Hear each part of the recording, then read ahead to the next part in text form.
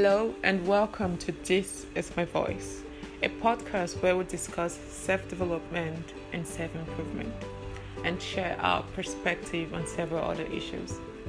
Thank you for joining us today. This is your host Laura Tier, and this is my voice.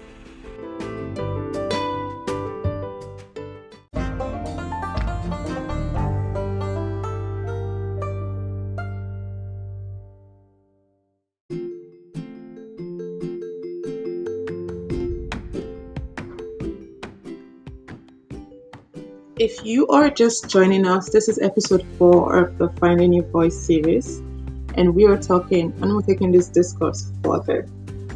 So this is going to be a brief episode because we're going to focus on tips as opposed to analyzing the people pleaser mentality.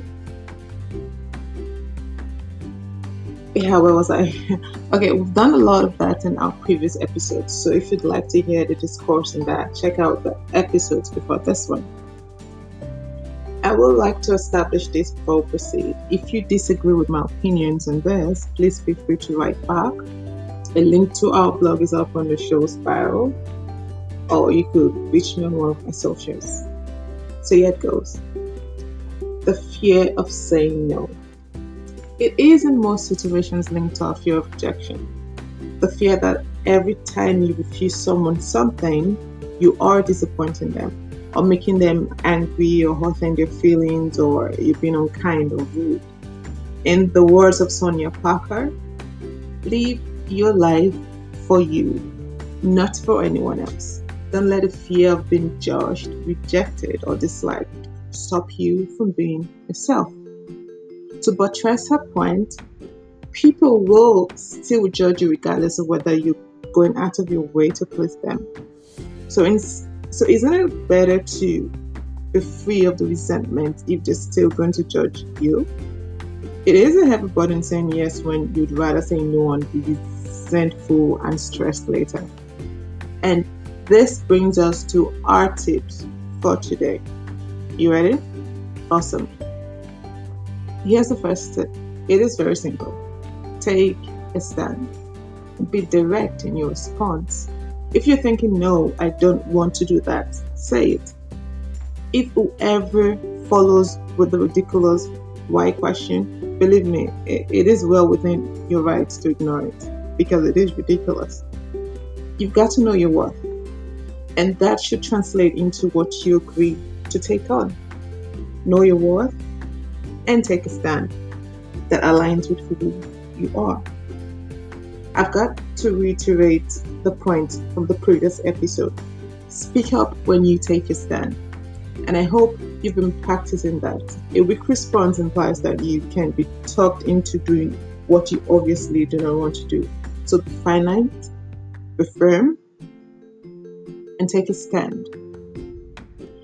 Moving on to tip number 2. Try, and I say this again, try to not apologize for taking your stand. It's usually a question of, can you do this or that for me, right? You should not apologize or feel bad about not going out of your way to do something for someone. I mean, they're asking you, so you're free to say no. You mustn't say yes. As I've said a bunch of times before, it is well within your rights. Do not apologize for it. No, I can't. Instead of sorry, I don't think I can. So it's no, I can't, or no, I don't want to, or no, I will be busy. Do not apologize. Do not, I think I can. The kind of response you give determines how quickly it dies out. Saying, I don't think I can, it's like, okay, you don't think you can, so I could convince you into thinking, well, the other way, right? So, no, I cannot. No, I don't want to do it. It's very, very finite. So do that. There's a clear difference in the message you're putting out. Learn the act of not apologizing for saying no. And that takes us to our final tip for the day. Practice saying no. Remember, we're unlearning mindsets that is infused into the way we think and how we carry ourselves. It doesn't happen overnight. You've got to practice this for it to take. Imagine scenarios you've been forced to say yes to and practice saying no to them until you no longer need to practice. You can start out doing this alone and then progress into doing it with a friend in a role play setting where they're asking you stuff and you're turning them down firmly, not rudely. We're not going for rude here, we're going for liberation. So keep it polite and firm. And this is where I leave you, my amazing listeners. Always remember that your self-worth does not depend on how much you do for other people. It's an internal measure of how you regard yourself. So define it. This brings us to the end of episode 4 of the Finding Your Voice series. And remember, practice makes perfect. Practice saying no. Do not forget to subscribe to This Is My Voice and share the episode with everyone you can share it with.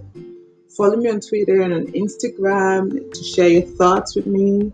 Until next time, this is Laura Tia, and this is my voice.